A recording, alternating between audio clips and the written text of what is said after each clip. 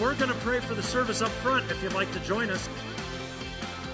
Well, it's going to be service everywhere, but we're praying up front for the service, not the upfront service. Clarify that.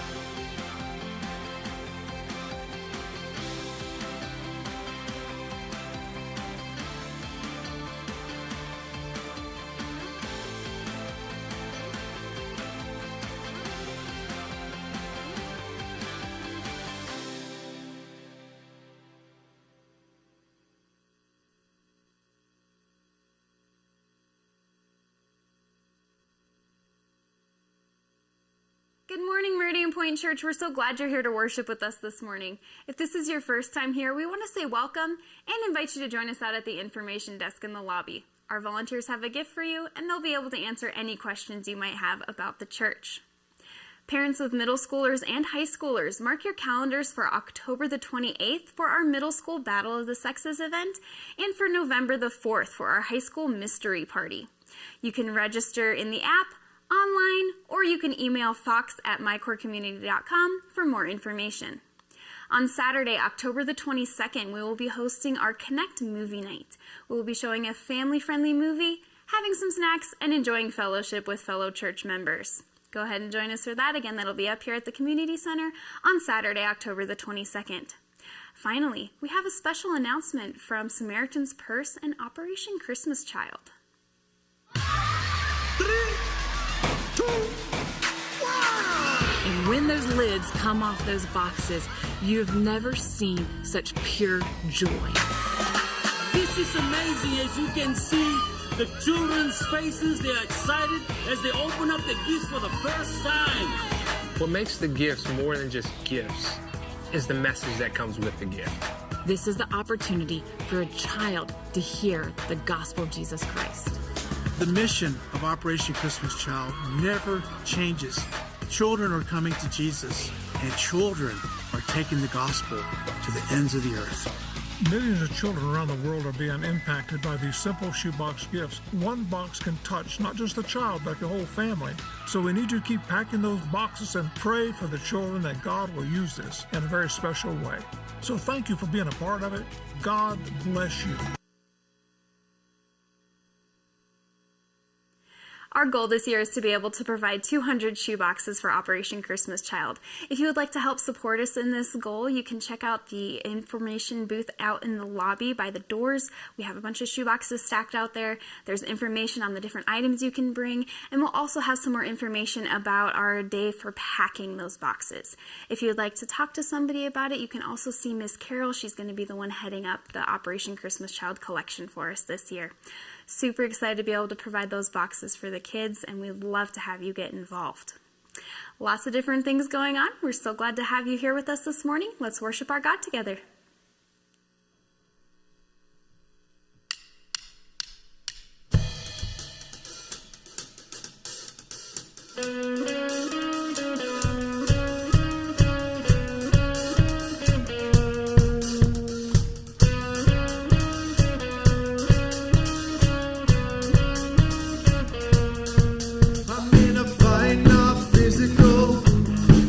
I'm in a war, but not with this world.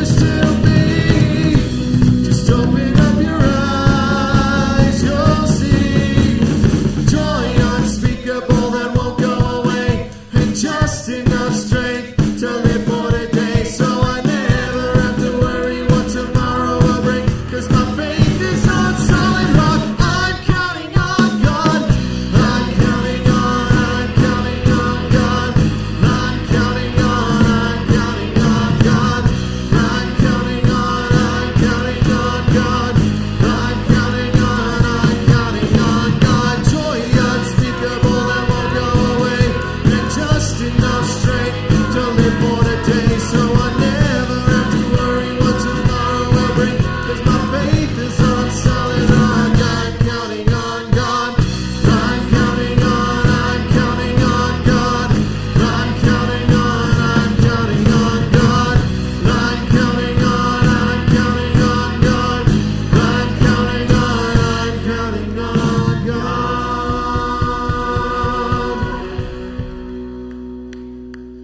Good morning.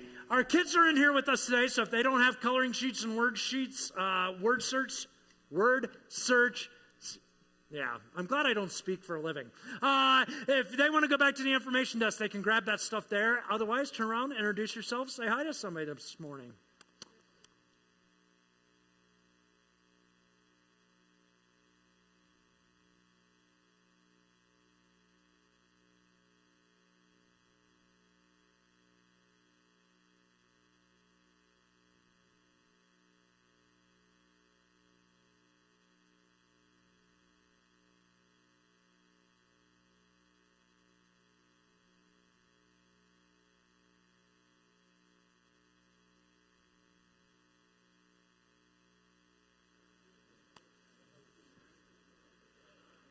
Good morning again. Good to have you here this morning. Enjoying the fall weather. Oh, so beautiful. So nice. Few things as we continue on this morning. Immediately following this service today, we provide lunch for you. So we want about 16 times a year, we do what we call our Connect and Equip time. So immediately following the service, lunch is provided. We encourage you to stick around, get to know some people, spend some time with others. And then following that, we have some Equip courses going on.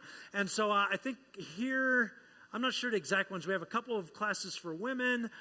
We have a class on evangelism. And then also at 12:30, we are in the middle of a series on gender identity and sexual identity. I will be talking about today, after our class last week. I thought, okay, what do we need to focus in on? We're going to be talking about, can Christians use different pronouns?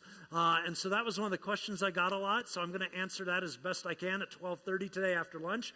And so I encourage you to stick around for those times to make church more than just attending a service, but really being who we are, taking a little extra time on these Sundays to spend time as God's family. And so we want to encourage you to do that. Also, want to encourage you, if you are newer with us today, at 4 o'clock at our house, we have what we call our Starting Point Life Group. It's a small group, meets at our house for the next 3 weeks. It's a place we can just get to know each other a little bit better. You can ask any questions you have.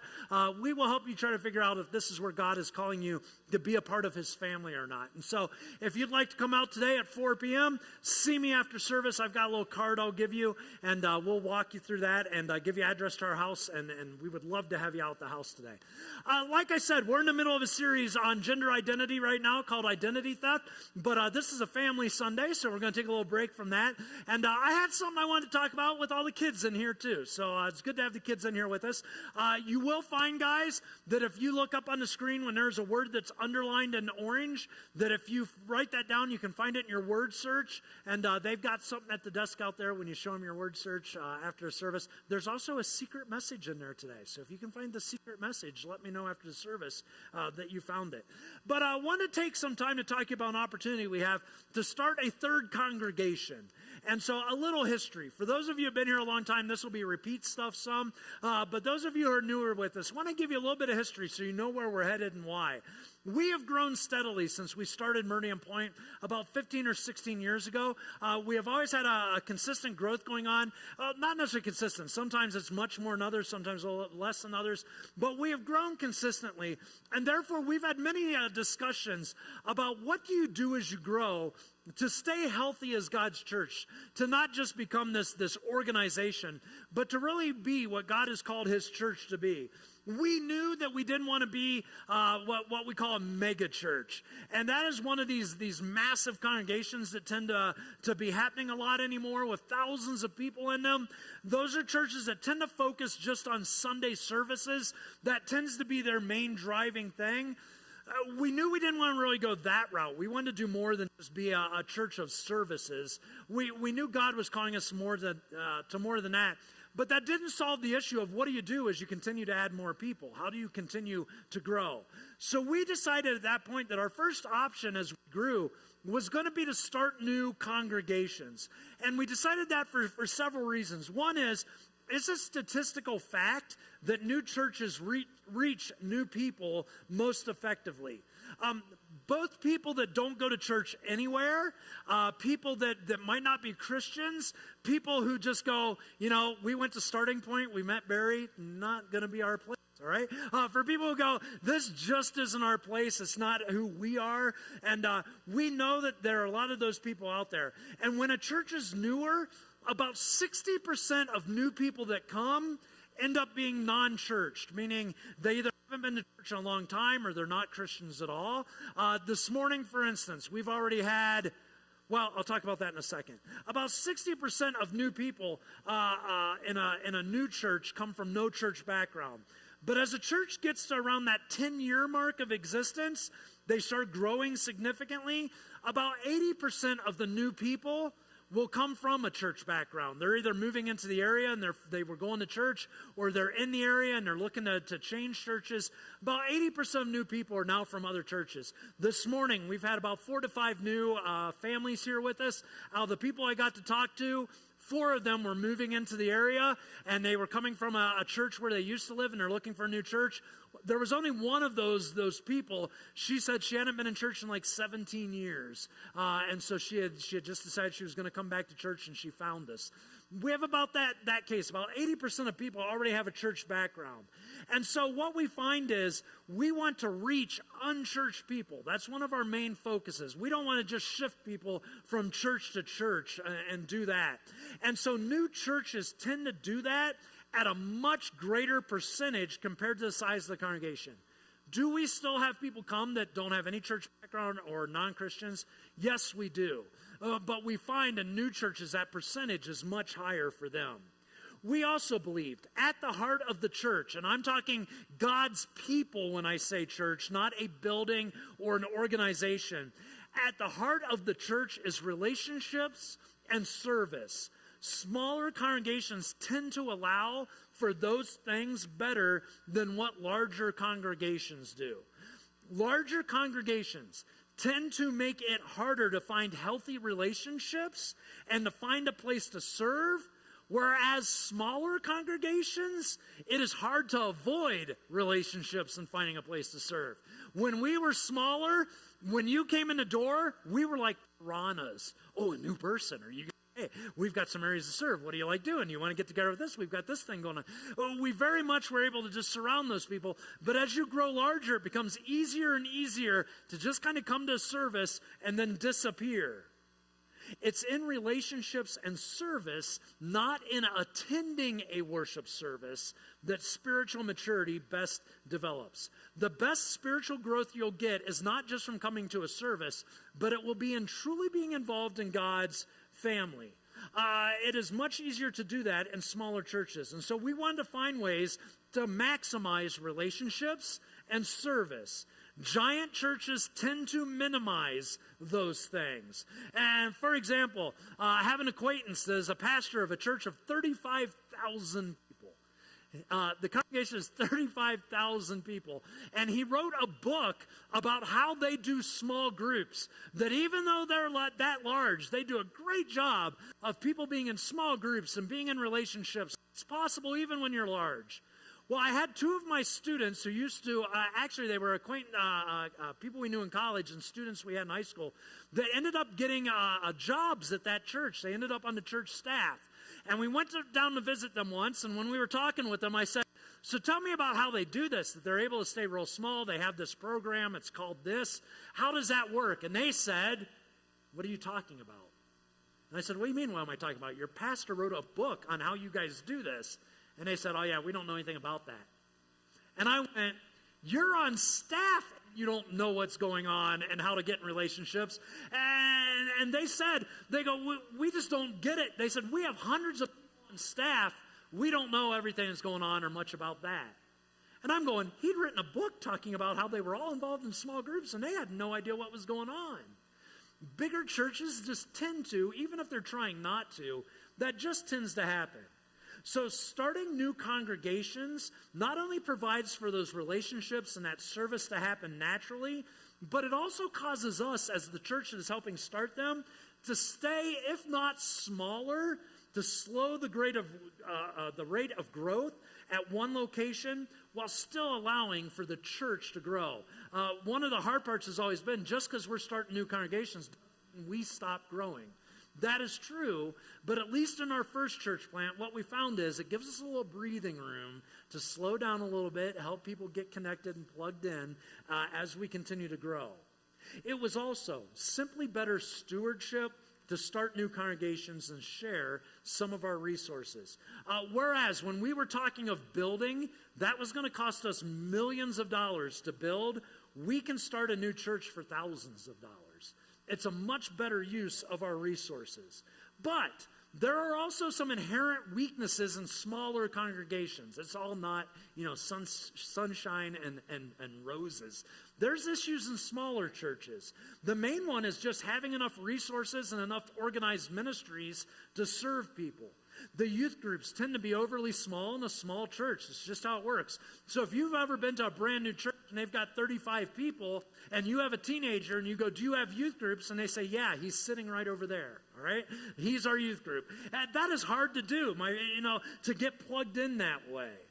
It's hard for smaller churches to start things like women's ministries, men's ministries. It's difficult to afford things like scholarships to send kids to camps, to find and afford meeting space, to provide staff to help them with things that need help. There's a lot of work in a new congregation. And so we decided to start congregations close by so that the bigger congregation could give the smaller congregation some of those things that they lack. So we could share our building with them. We can share events. We can share staff. We can share programs with the new congregation. So basically every week, one of our staff members at least is over at Hills helping them out over there because they could never afford a second staff member right now, but we provide that for them. The idea is a small church experience with big church ministry. That when you are new and you show up and you haven't been to church in a long time or never church, and you show up over at Hills and you're a little bit more comfortable because it's new and there's new people there and it's smaller, and I say, hey, I have a teenager, do you have something for teenagers? They can say, yes, Sunday night, 6 p.m. up at our building, we have youth groups, and there'll be 60 high schoolers there. Well, that's a great thing for a smaller congregation to be able to do. Now, our first attempt, and admittedly, it was an experiment when we tried this the first time, was Hills Christian Church. COVID created some extreme challenges for them. Exactly at their 1 year mark, they got kicked out of their rental space at the school and had to find new places to try to survive. But it's been a success of this model. They have now doubled from their beginning size, and they are now meeting their own budget. Their people are being generous enough to cover their needs. It's also provided us with some breathing space for a couple of years by having some people leave to be pioneers there and help get that started.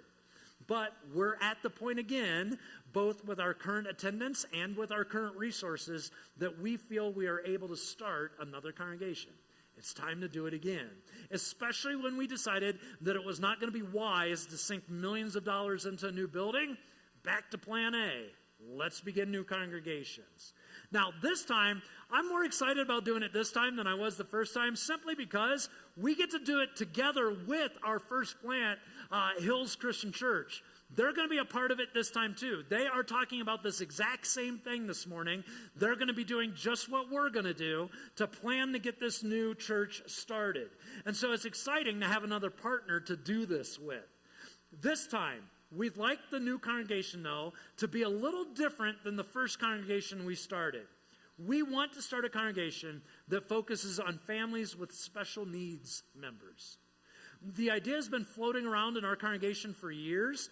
We have had several people here that have special needs members in their families, and they have worked really hard to help us minister to this group. And so you'll notice, especially if you have some members in your family or special needs members, we have our fidget bags in the back that are just fantastic. We have a sensory room next door, so when the lights and the noise and all the people just get a little overwhelming, we've got a place that they can go and just have some peace and quiet and kind of hang out. We have individual buddies for youth group, for camp. So if you have special needs children that want to go to camp and all, we have people to come alongside them to help them be able to attend these different programs.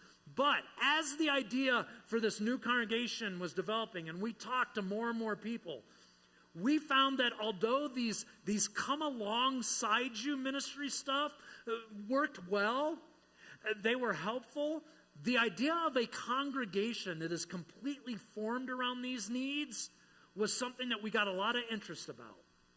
And so many people we talked to talked about how they were uncomfortable when they first came to a new church, if they had special needs members in their families, of kind of sending them away. They wanted to keep them with them for a longer time.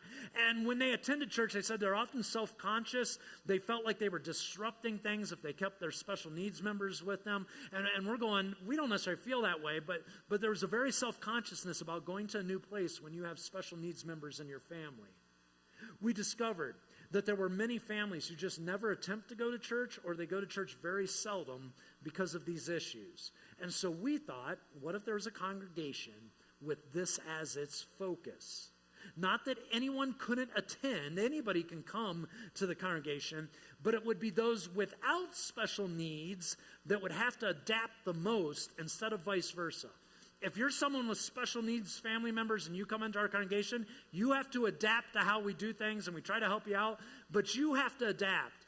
The idea is this congregation will be specifically for those with special needs members in their family, and if you attend and you don't have a special needs member, you're going to have to adapt to how things go on. Since we've been exploring this idea, we have literally had many, many conversations with people who we've run into. And when you're thinking about these things, when you run into a family that has special needs members, you start talking about it. And we said, well, we're talking about starting a congregation that will just be specifically for that issue. And literally, this has happened 3 or 4 times now. They just break into tears. You mean it'll be just for us? We can bring it. You'll be paying attention to what we need now? Yeah. It'll be specifically aimed at you. Throughout Scripture, we see God take a specific interest in those with special needs. We get a hint of it with Moses. Most scholars believe Moses either had something wrong with his speech, some believe he may have been deaf, or hard of hearing. And so when God comes to Moses and says, I want you to be my spokesman, Moses goes, but I've got this problem. I can't speak well. How am I supposed to serve you? And here's what God says to him. Take a look at Exodus chapter 4. Exodus chapter 4.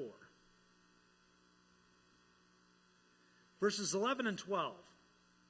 When Moses says, hey, look, I can't do that. I can't speak. Then the Lord asked Moses, who makes a person's mouth? Who decides whether people speak or do not speak, hear or do not hear, see or do not see? Is it not I, the Lord? Now go. I will be with you as you speak, and I will instruct you in what to say. God says, man, I don't rule you out from serving. I've got a place for you, Moses. God specifically provides often in his Old Testament law. He includes those with special needs, talks about them specifically. That is not found in any other ancient documents, religions. There is no mention of taking care of those with special needs. It never gets mentioned. But in God's law, God talks about it often. Take a look at Leviticus chapter 19, just as an example. Leviticus 19, verse 14. Here's what God put in his law.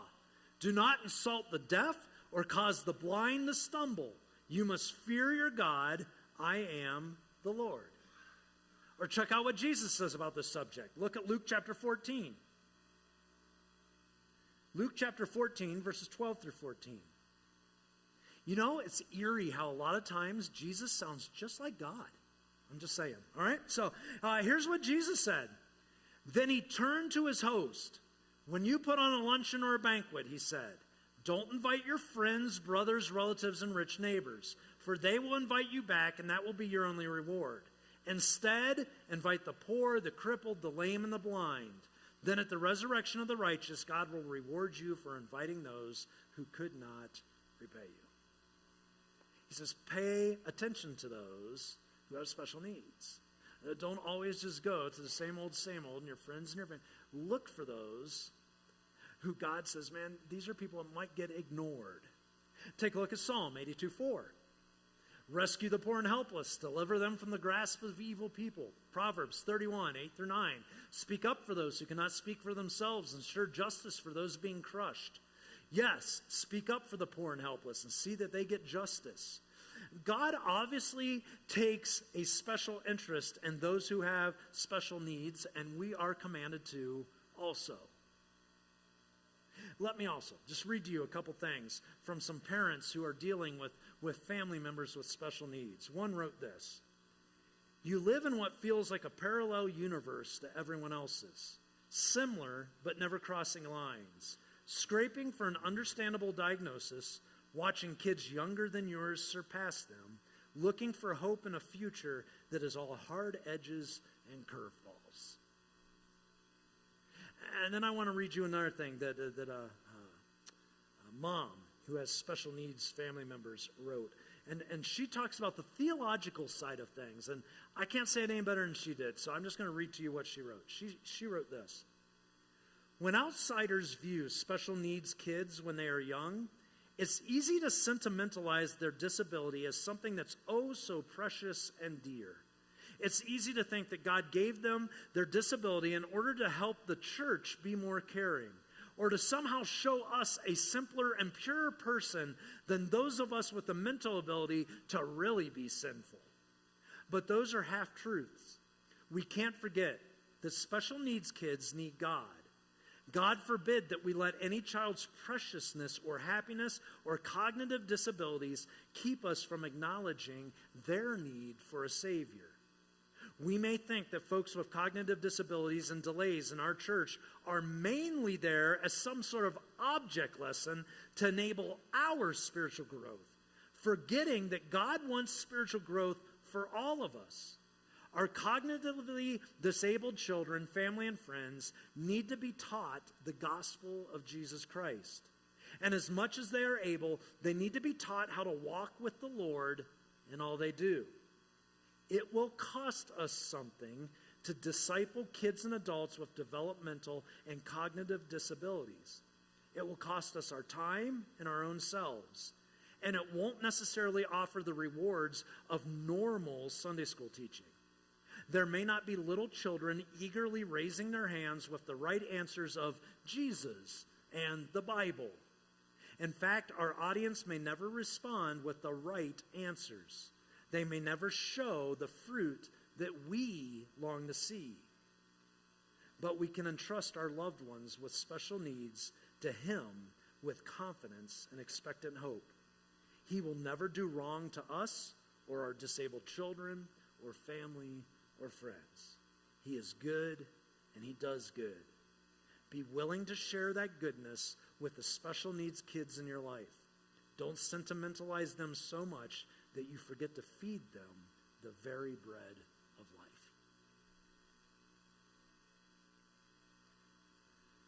That's what we want to try to do in a very focused and intentional way as we come alongside families with special needs. Not just to provide some peripheral stuff, but to truly focus in and go, this is specifically for you.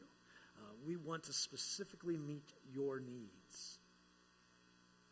Now, this congregation will be like our First One Hills, where Sunday morning will be unique with their own pastor and their own style. It'll probably be very unique. We've already started talking to some people, and we talked about things like you're probably not going to want really loud music. You're not going to want all the lights.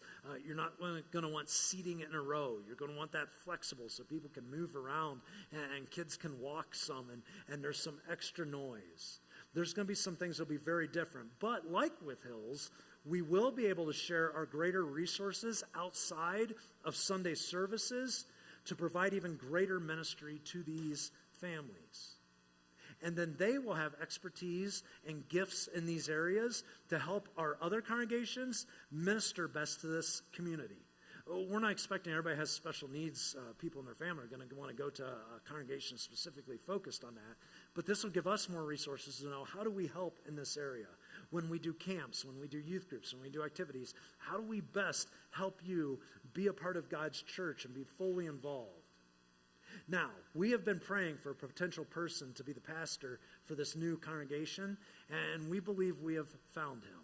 Some of you may already know this person. This is Dennis Blaisdell. This is Dennis and his wife Anna and Bella and Denny and Boston.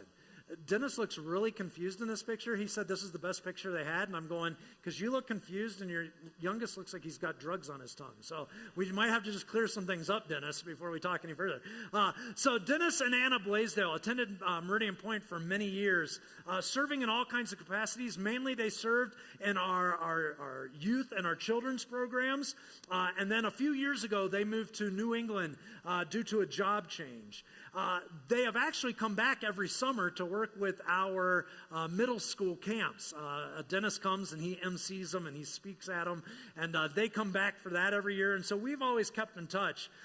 Dennis is right now, he is a coach and a public school teacher, but he has always been interested in full-time vocational ministry, but he's never had the opportunity or the timing that has been right.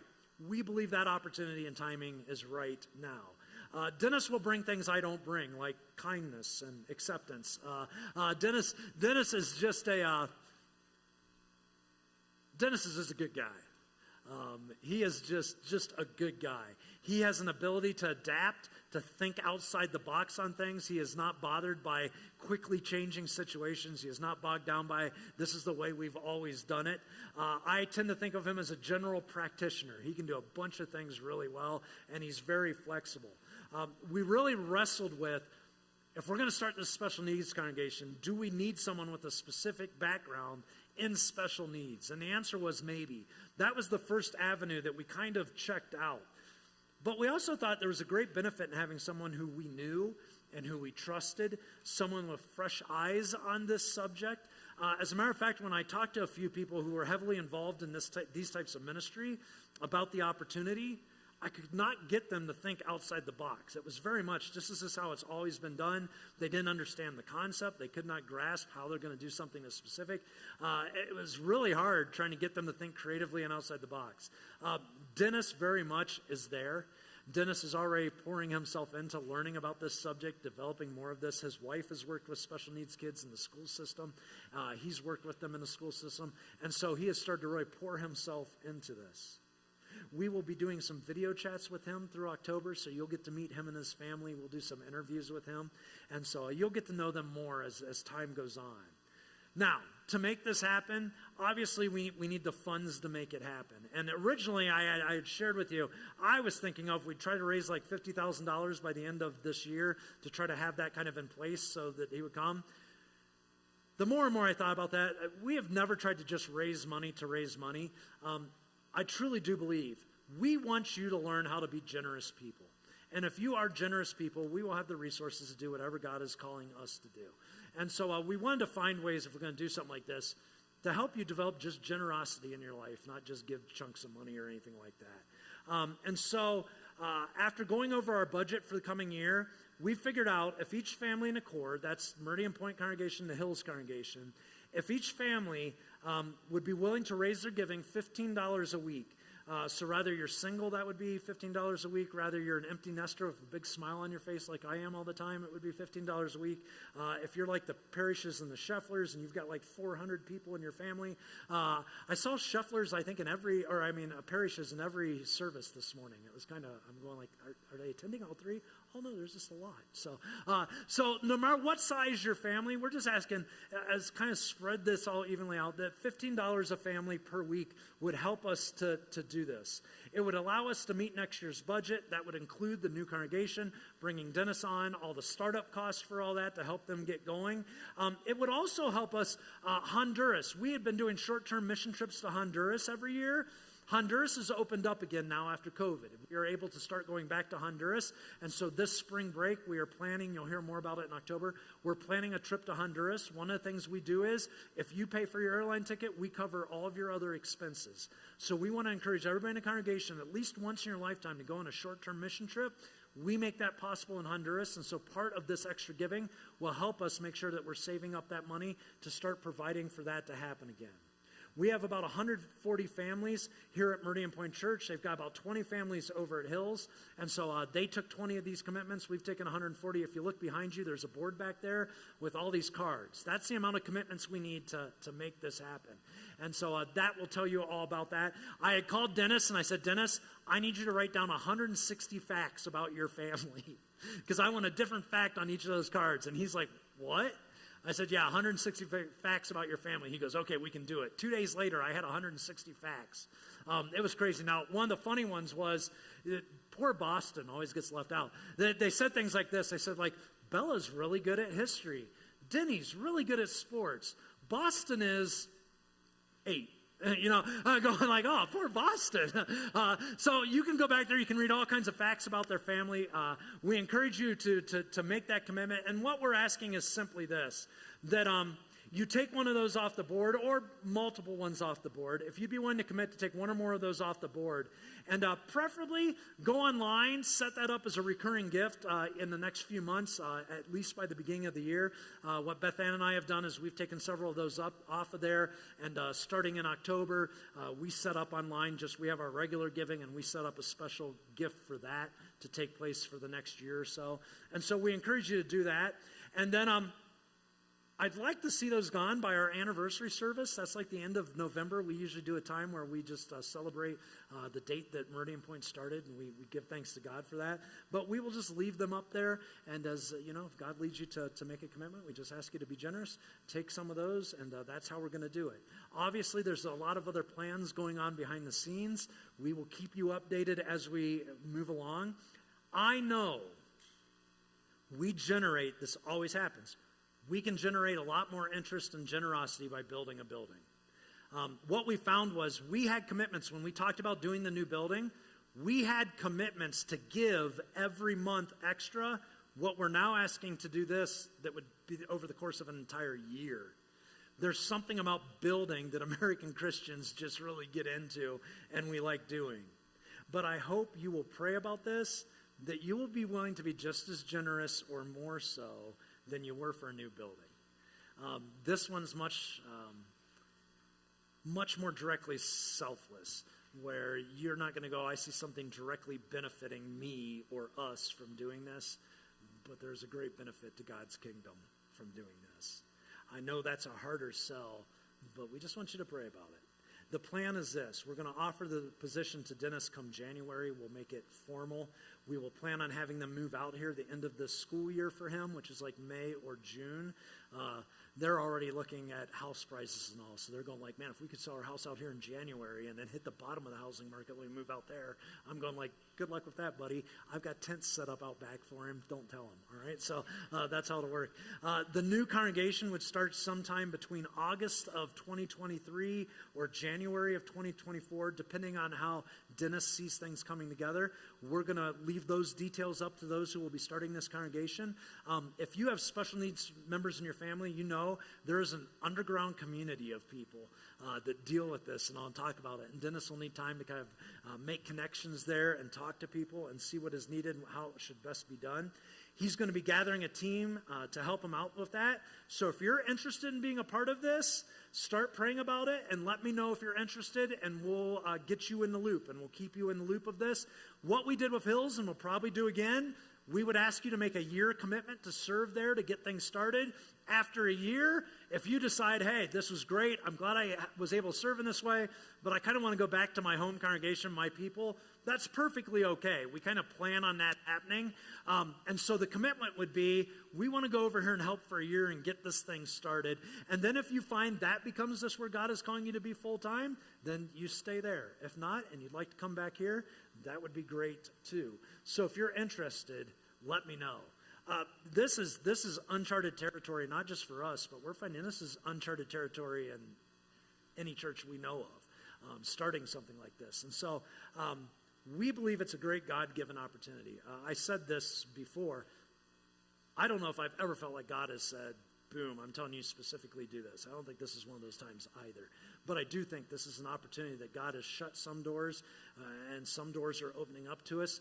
And if we can take advantage of the opportunity and do this, I think there's a great need, and I think it's an exciting opportunity. As with anything like this, unity within our congregation is important during these times of big change. And so I want to ask you, make sure you're asking questions. If you've got ideas, see me. If you've got a question about, well, what about this, what about, don't feel any questions off topic, okay, or off the table. come and see me, and we can answer those, and we'll take your insight as we continue on. And finally, we just want to make sure that everybody's praying for God's guidance on this. This isn't personal opinion stuff, but this is truly seeking what God would want us to do and looking for those opportunities. I'm excited. Here's what we're going to do. We don't do this all the time because I hate holding hands and physical touch in general. But what we're going to do today is we're going to stand up. I'm going to ask you to grab the hand of someone next to you. We're going to kind of just grab hands around the congregation here, grab the hand of people in aisles behind you. And just to show us that, we're in this together, we're just going to pray together this morning. Yeah, I don't like doing this, but I'll do it anyway. So I know. You guys want to grab the hands? There we go. All right. Now we've got a circle. Okay, all right, good. We're set. All right, let me pray for us. Lord, we just thank you. We thank you for all you've done for us. We thank you for the people you've put in our lives as family. We thank you for your church and not only the needs it meets for us, but how your church can reach to those who sometimes get forgot, who have been overlooked, who sometimes feel like they're always outsiders. I just pray that through this opportunity, we are able to kind of combat that a little bit, that we can reach out to those who, at times feel helpless, at times feel like there's no one there that understands or supports or focuses in on them. I just pray that you will provide the resources needed to do this. I pray that you will be with Dennis and Anna and their family as they are preparing for a big change in their life. I pray that you will give us wisdom and insight, put the right people at the right places at the right time, and that we can just grow your kingdom, and that we can just follow your will. I pray this in Jesus' name. Amen.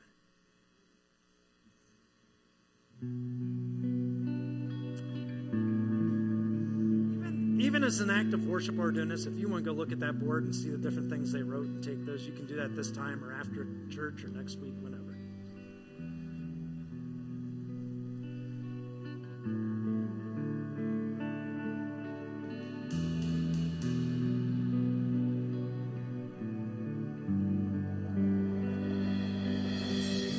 Skies spin their dance within your breath.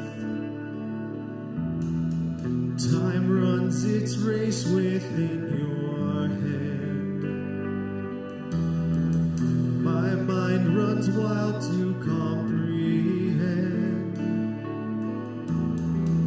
No mind on earth could understand.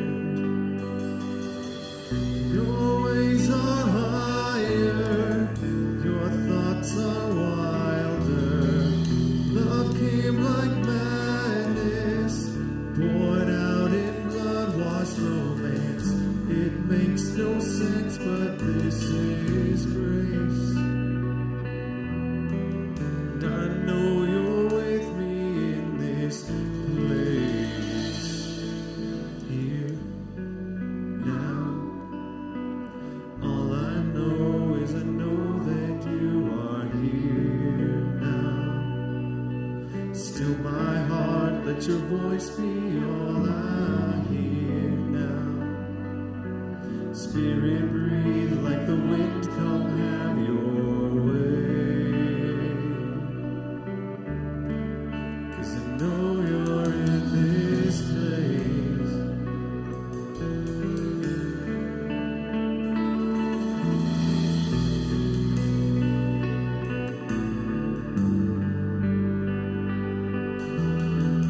Faith makes a fool of what makes sense.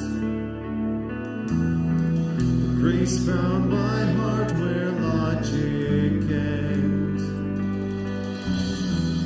Injustice called for all my debts. The friend of sinners came instead.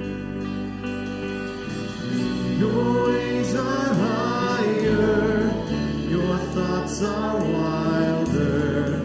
Love came like madness, poured out in blood-washed romance. It makes no sense, but this is grace. And I know you're with me in this place. Here, now. All I know is I know that you are here now. let your voice be all I hear now. Spirit, breathe like the wind, come have your way. 'Cause I know that you are here now. Heart and soul, God, I know that you are here now. Fix my eyes on the things that I can't see now. And all I see is the glory of your name. 'Cause I know that you are here now. Still my heart, let your voice be all I hear now. Fix my eyes on the things that I can't see now. Spirit, breathe like the wind, come have your way. 'Cause I know that you are here now. Still my heart, let your voice be all I hear now. Fix my eyes on the things that I can't see now. Spirit, breathe like the wind, come have your way. 'Cause I know that you are here now.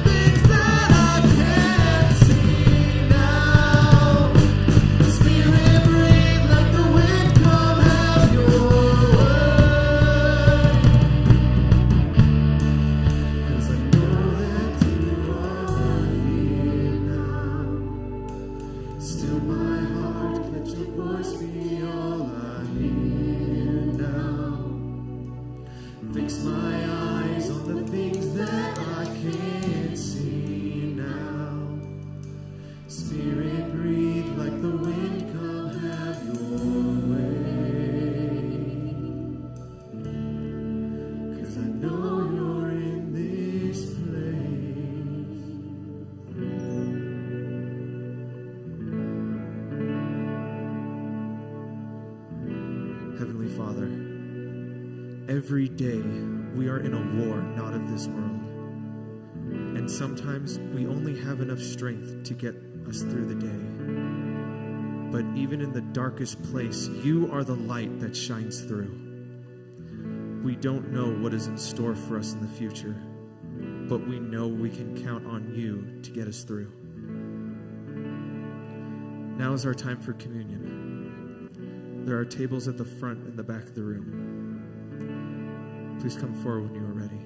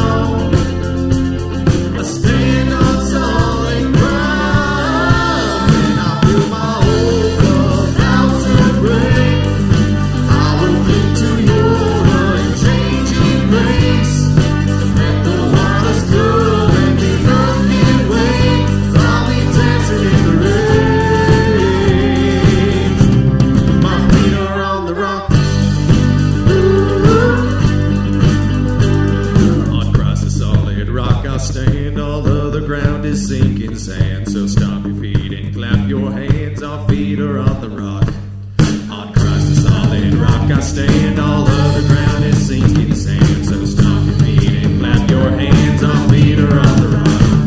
On Christ the solid rock I stand, all other ground is sinking sand. So stomp your feet and clap your hands, our feet are on the rock. And I feel my whole love out to break. I will cling to your unchanging grace. Let the waters come and the earth give way. I'll be dancing in the rain. When I feel my whole love about to break, I will cling to your unchanging grace. Let the waters come and the earth give way.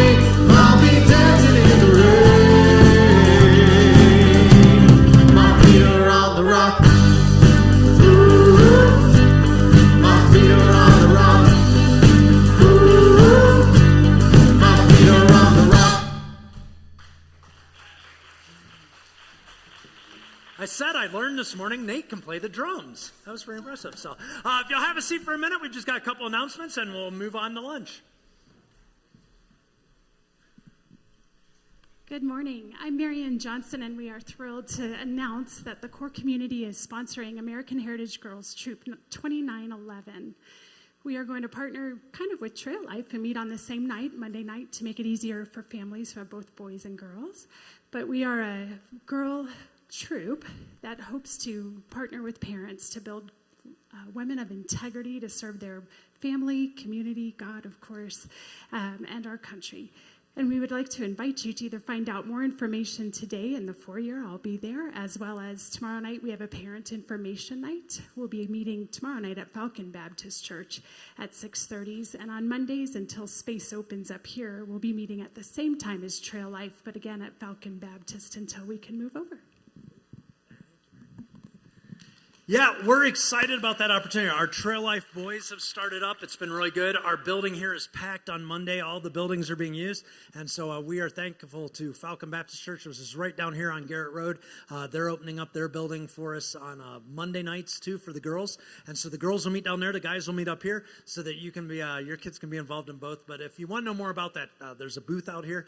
We encourage you to do that. Also, don't forget, at our house at 4 o'clock today, if you're new with us and you want to find out more, see me after service in the back. Check out those cards. At this point, we do lunch together now. Lunch is provided for you. If you're newer with us, we really want to encourage you to stick around. We'll have courses for all ages starting at 12:30. I'll be speaking specifically in here on that idea of, can Christians use pronouns? Well, I mean, we can use pronouns, but the wrong pronouns, the right, we're going to discuss it. So that'll be 12:30. Those courses will start for all ages. So at this point, we're going to stack the chairs in their rows, and lunch will be ready in about 10 minutes or so.